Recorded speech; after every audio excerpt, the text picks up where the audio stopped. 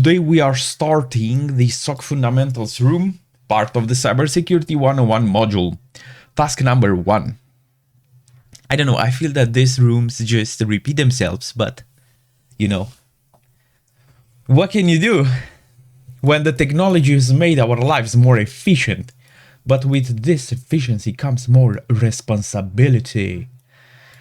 Modern day fears have come a long way from the exploitation of physical assets, the critical data. Right, so basically our modern day, which made our day-to-day lives easier, brought a lot of threats. A SOC Security Operations Center is a dedicated facility operated by a specialized security team. This team aims to continuously monitor an organization's network and resources and identify suspicious activity to prevent damage.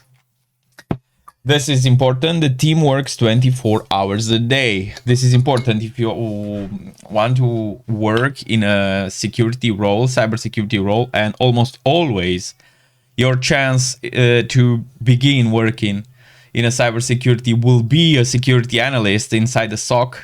You will work 24 hours, right? You will work also in shifts, which is not necessarily a healthy thing, but that's the nature of this operation. Just 24/7 monitoring. Obviously, with our tools that we have today, they are automated, but we still need people in order to do the right thing.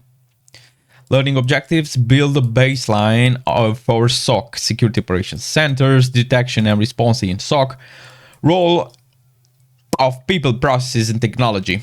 And then we have at the end a practical exercise. Answer the question below. What's the term that stands for SOC? I love these kind of questions. We learn a lot from them. Check.